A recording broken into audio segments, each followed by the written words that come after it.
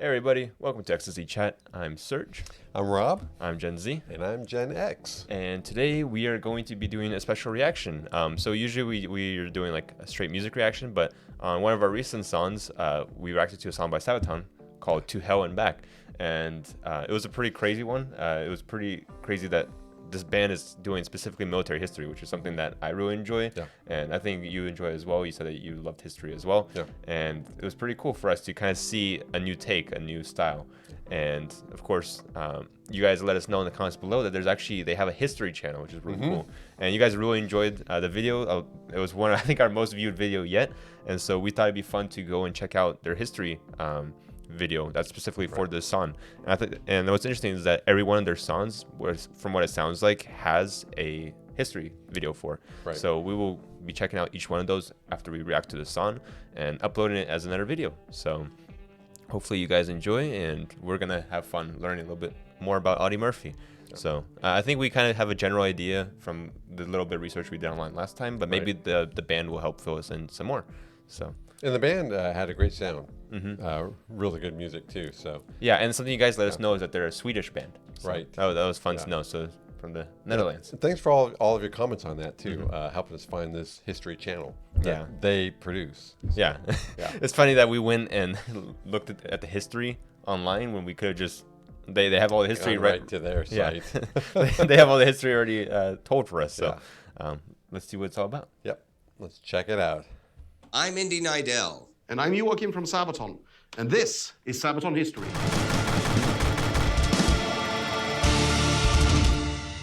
Audie Murphy, when he joined the U.S. Army, was very much an unlikely hero, and yet he became America's most decorated soldier of the Second World War.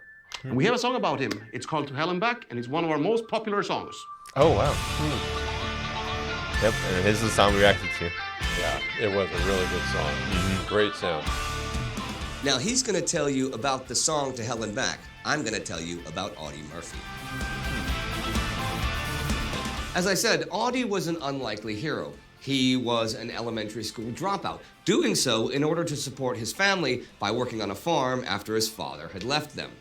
He was short, he was sickly, and lived a life of poverty and lost his mother as a teen. Joining the military seemed an escape to him, so he tried to enlist at the age of 16 after the Japanese attack on Pearl Harbor in 1941.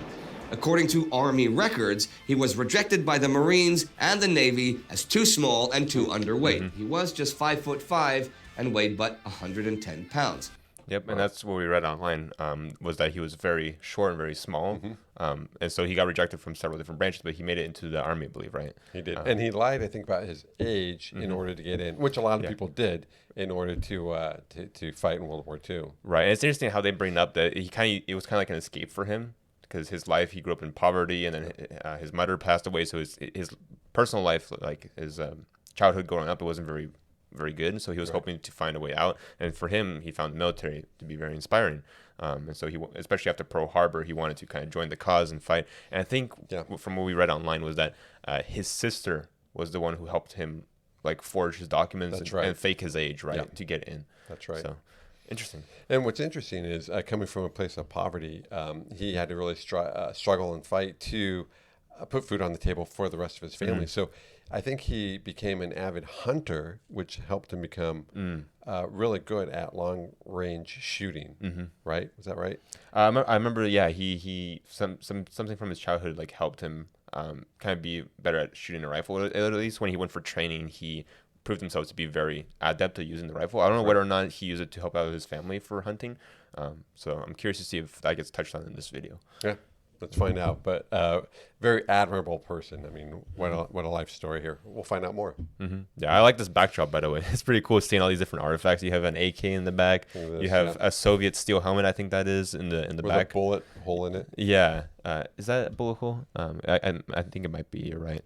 And then there's I think this is an American helmet with it has the net on it, the netting. Yep. And then some sort of goggles. Then we got some medieval equipment as well. So we got this medieval helmet, and then this one, it almost looks like it's out of a movie. It's like a Spartan. So pretty cool stuff. And I think there's some gas masks back here as well. Well, and look at the background. It's netting. It's camouflage netting. Right. Yeah. That's the thing they would put over, have you seen those war movies where they have like trenches and then they have like a little camel net or the tops kind of like conceal their artillery, Yeah. or whatever, They tied anti-air whatever guns. it was. Mhm. Yeah. And then I think right here, you guys, let us know which one this is. Is this the German imperial flag, I wonder? Because I see like an eagle right here. I'm wondering if that or the Austrian one. Yeah, let us I know think which Austrian was flag this red, is. but yeah, we'll take a look. Yeah, but either way, I think it's really cool how he has kind of all these historic artifacts behind him. So let's continue. Yeah. Interestingly enough, they don't mention him being underage, and I assume that he lied about that. The Army actually doesn't mention him ever falsifying papers and says he joined a few days after his 18th birthday. Oh. But since he was born in 1925, he joined the Army in 1942. Well, Do the math. Yeah. So probably not so true. Right. Yeah. do the math. He had shown remarkable rifle skills early on, hunting small game on the farm, and this was noticed in basic training. And it did in fact seem that despite his size, he was a born soldier, tough, capable, and determined to prove himself. In the spring of 1943, he was trained in Morocco and Algeria for Allied landings in Sicily. The fighting there was vicious, and Murphy soon made a name for himself as a warrior. You're right about the hunting, because he mentioned hunting, so I guess he did support his family in that way. And this is pretty cool. I'm guessing this is footage of. Is this General World War II footage, or does something involve him as well? I wonder. I think The Allied invasion of Italy think a lot of it had is bogged German. down by the end of 1943. The Germans held fast on the Gustav defense line, and under Field Marshal Kesselring successfully fought off the Allied advances during the ongoing Battle of Monte Cassino. British and American High Command wanted to open a new front to bypass the line and outflank the Germans. If doing so could also cut their supply lines, it would force them to abandon Monte Cassino and eventually be pushed out of Italy. On January 22, 1944, the American 3rd Infantry Division approached the beach south of the town of Anzio, while the British landed north of the town. The, by now, Sergeant Audie Murphy of the 15th Regiment of 3rd Division would join the combined British, American, and Canadian attack force in the second wave. The landings were made in secrecy. By midnight, the men had advanced a few miles inland, confronted only by a surprised company of German soldiers who offered little resistance. Major General Lucas, in overall control of the operation, ordered his forces to stop, not really believing that they had actually achieved total surprise and could march into the German flank. Instead, he chose to stay put, strengthen his beachhead, and wait for reinforcements. It is debated whether Lucas was too cautious, but a strong German force was actually already soon to arrive. The Germans were surprised by the landings, but were not in disarray. Kesselring had made plans for such a contingency and sent out General Eberhard von Mackensen's 14th Army to face this new threat south of Rome. And yes, he was the son of August von Mackensen, whom all my Great War Channel fans will remember very well. Allied High Command was frustrated by Lucas's hesitation, for it took 7 days of infantry and armor coming ashore before he ordered an advance. By then, the Germans had fortified their positions, causing heavy losses to the advancing British and Americans. So it doesn't sound like it sounded like the American and British forces, they kind of dragged their heels, which gave the enemy time to prepare. Sure. And so the German forces were already like fortified by that point, which means that it was a very bloody battle, which I'm guessing is why in Sabaton song they say crosses grow in Anzio, and this is in Anzio, he said as well, right? Right. Which means there's a lot of death, I'm guessing, and chaos involved in this battle. But I have to say, I really like the way this one person is explaining the history part of it. He's very good at explaining. Yeah, it's interesting, and he's doing it in a very concise manner as well, because there's so much information to be shared here. But like you were saying with Anzio, as the crosses were, grown in Anzio because of all the death, I agree with your assessment of what this historian is saying. We delayed in pushing forward to advance against the Germans, and 7 days is a long time. And 7 days for them to get reinforcements, additional ammunition, all of that. Yeah, and in World War II, speed was of the essence. One of the best strategies that was utilized in World War II was known as Blitzkrieg. Blitzkrieg, yeah. Which was the whole idea of Blitzkrieg is you're supposed to push as quickly as possible. You Right. throw in all your reinforcements and don't give the enemy any time to prepare. You catch them off guard. In this case, the opposite happened where they gave their enemy plenty of time to fortify and prepare, which doesn't catch them off guard at all. Right. So, ready to continue? Let's play. Let's do it. Mackinson then began his own attack to push the Allies to the sea. The Germans were actually close to achieving this, but the Allied defenders kept them at bay. Well, on March 2nd, Murphy had marched his platoon to a strategic crossroads near Anzio. And all along the shore, where the cannons still roar, they're haunting my dreams, they're still there. That's cool. I got the music. Waiting playing in the background. ruins of a farmhouse, he spotted at least a dozen panzers coming down the road and called in an artillery strike, which disabled the lead tank.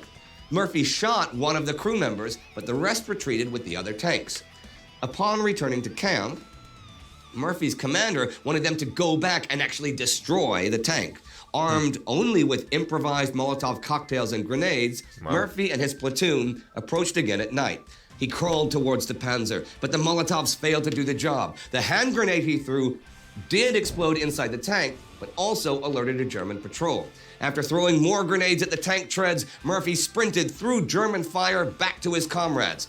For destroying the tank in the face of the enemy, he was awarded the Bronze Star with the V for Valor. Wow, so it sounds like he went by himself and threw in all the grenades and Molotovs.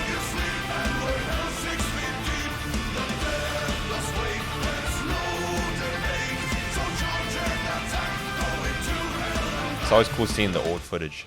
To not only overcome the stalemate, but to break through the German lines, the Allies resorted to a major offensive all over Italy, an attempt to shatter German resistance with a combined attack. They made two plans. Plan A, Turtle, said that once the breakthrough happened at Anzio, they would advance to outflank and hopefully encircle von Kesselring's forces. Plan B, Buffalo, was an alternative. After the breakthrough, the Anzio forces would not try to destroy the German forces there, but would advance on Rome instead. High Command insisted on Plan A, since if it was successful, it would basically win the fighting for Italy, right? On May 23rd, the Allies attacked the Germans all along the Gustav Line, ruining their deployment of reserves. The Anzio forces broke through in the west, but while everyone in the center of Italy was waiting for the follow-up flanking attack, General Mark Clark suddenly stopped. Plan Buffalo was tempting, and the glory of capturing Rome, though strategically unimportant, would belong to the Americans. Adolf Hitler had ordered Rome to be undefended and declared it an open city. It is unclear whether he wanted to save the city from destruction or feared another Stalingrad where his army would be trapped. Whatever the case, to the surprise and anger of Allied High Command, Clark turned and marched on Rome. So, as the German defenses collapsed on June 2nd, Kesselring's 10th Army fell back and escaped being surrounded and destroyed. They were able to join the other German forces and fight another day. Wow. On the 5th, So it sounds like that American general kind of got greedy and ended up screwing the whole plan because, well, I don't know. Did he say general? The first one? Wasn't it? Not Clark, but the first one he mentioned, yeah. Because from what I understand, from what he said, is that there was this was a combined Allied effort. So it was British and American forces. So there's like British divisions, American divisions, and they were all moving in. And the plan was they were going to go with Plan A. They were going to keep pushing. And they were going to basically trap the German army, and that would effectively win over Italy. And they'll take out the German forces. The German forces wouldn't have a chance to escape. But the American one of the American officers or like leaders, they pulled their division out of there because they wanted to go with Plan B straight away, which is to take Rome, which is completely strategically insignificant, as was put by this historian. Yeah. It was completely insignificant, and the only reason they wanted to do it was because it's Rome, and Rome is like a very big name. Sure. So they wanted to be announced that Americans took over Rome, not the British. Or British and American. So by sending his forces in directly over there, then they would get that name. But what that did was also weakened the Allied forces, which meant they didn't have the chance to push with Plan A. The German army got to fight another day, as he said. So I'm curious about when the liberation of Paris occurred as well. Around this time, was it just after or before? And I should know this, just forgotten this myself. But that would have an influence on what your on what this guy decided, and as you're surmising this. Oh, I Yeah. see. Yeah, to kind of have that that headline, right? American Absolutely. forces take over Rome. Yeah. So ready? Yeah, let's play. Clark entered Rome with only his American troops, intentionally That's leaving Clark. the British outside the city. Now, Audie Murphy gained a reputation during his service in Italy as a brave and daring soldier, and the Sabaton song To Hell and Back covers his period at Anzio. But even greater deeds of heroism were still about to come during the fighting in France, including taking on an entire company of Germans by himself, wounded, with a machine gun.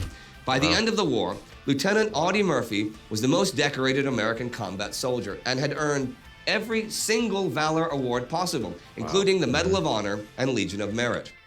His Yeah. By the way, confirming the Medal of Honor. Turns out I was right. I looked up, and apparently it is the highest award given. The Medal of Honor. Right. Yeah. In America. Right. So, ready to continue? Yeah. exploits even got him on the cover of Life magazine.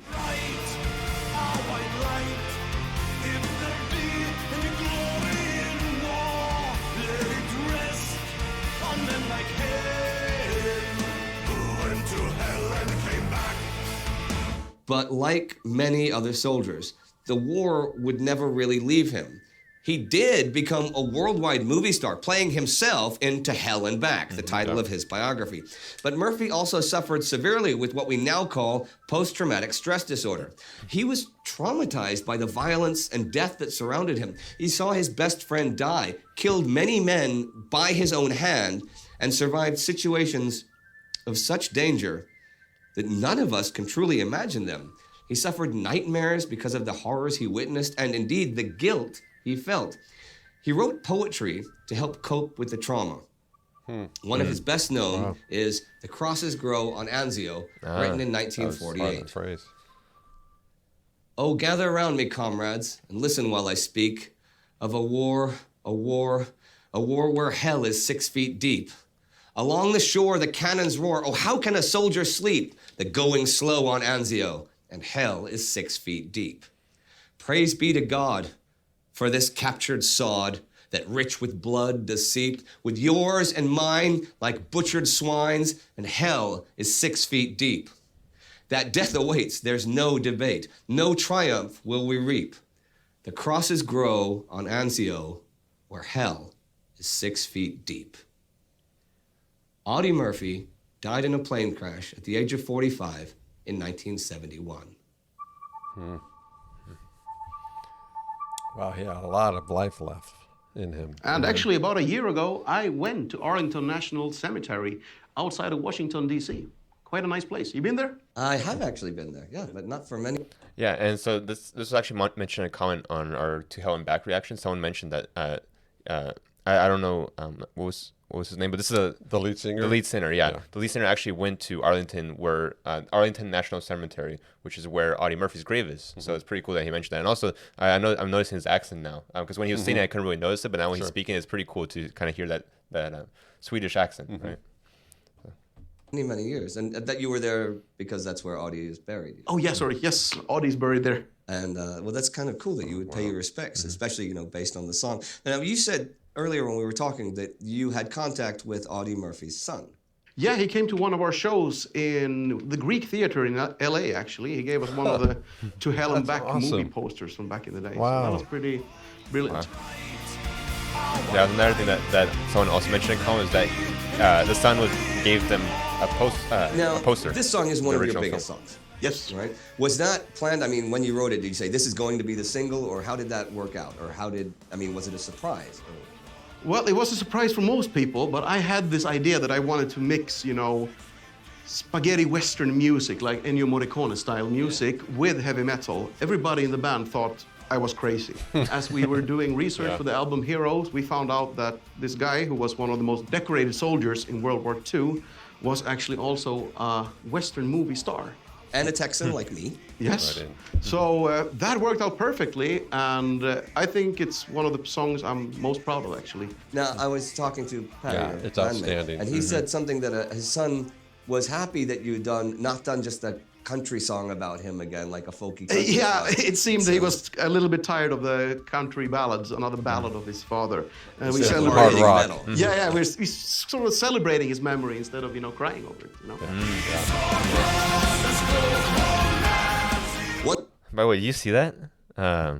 It looked like they had some sort of tank or Oh, it does armored look vehicle. like a tank. No, you're right. It's a tank. Yeah, At least it's a made-up tank, but that's the idea. Well, I'm It's not a prop. Yeah, but it's cool that they have it on stage. It is. Yeah, very fitting. Yeah, Yeah, and then they're also like wearing all the military cargo pants. So pretty cool. it's good observation. Once again, to hell and back, the story of Audie Murphy and his exploits at Anzio is on the album Hero. And that's it for today. But we'll see you next time on Sabaton History. All right, everyone, that's it for today. Remember to subscribe to Sabaton History, the regular Sabaton channel, and also check out Time Goes and World War II. Right here, you got some more clips to click on if you want to see more. And you want to, yeah? So Yeah. before we say goodbye, remember do. to support us on Patreon, okay? That's what makes stuff like this happen. So thank you very much, and I hope to see you all on the road. Wow. That was a great Yeah. video there. That was really neat. I like how it neatly summarized. Enjoyed that. Yeah, definitely for all of the future Sabaton reactions, we'll watch the history video as well. I like his sense of style. He has a cool style. Here he's got the leather jacket. During the concert, he had like the with the cargo pants, he had like this interesting vest. I don't know what that is even called, but it's kind of like an armored vest. Oh, there it is. There. Oops. You want to bring it up and show? Yeah, I want to bring it up here. Oh, why is it not? There we go. Okay. I'm gonna have to go frame by frame here. All right. Or actually, It's let coming. me just play it. There we go. See, it has like some metallic. It kind of reminds me of those. Actually, it looks like those metal catwalks. I don't know what the right word for it is that you I walk know what you're across. talking about. Yeah, it it's like does. they kind of clip parts of that and they kind of put it on his vest to create like an armored look. It kind of reminds me of like a Juggernaut style of look. Basically like a tough like battle machine. So, but anyways, Great. Great suggestion. I think one or two, maybe a couple of you in the comments suggested we look at this. So thank you. Thank you, because I think we're going to enjoy doing this. And as Serge suggested, when we play these songs, we'll spend some time on the channel as well for that song. yeah. I think this was pretty fun, and so we're Yeah. definitely We had no gonna- idea. I had no idea that this group even existed. And then again, what a great surprise! What a delight to find out that they have a history channel. Yeah, Or, yeah, you know, because YouTube channel. it was really interesting for us to react to one of their songs for the first time, and then when you guys told us that, hey, you guys don't have to like go and do the research online, they actually summarize all the research for it you. is, yeah. It makes things so much more simpler, and it makes it very fun too, Yeah. because we got to see kind of the lead singer. We could see him kind of just like talking in like a natural environment, just kind of chat, and we get to hear his accent, and it's pretty Well, cool. and share It's a kind of little laid bit of back. his story too. Yeah. You know. Yeah, and it's pretty cool because he mentioned that he actually went to Arlington National Cemetery, where Audie Murphy's grave is located, and got to visit it to kind of Pay pay his respect. respects. And I think if we're ever up in the area, I think it'd be fun to visit as well. Absolutely. I definitely want to see his grave. Yeah. No, absolutely. I think you and I probably have something planned, but that's something we'll share with you later. All right. Well, anyways, guys, we hope you enjoyed the video. Make sure you like, comment, and subscribe to help out the channel, and stay tuned for the next one. Yep. You'll see us soon again. All right, guys. Take care. You gon' die if you try.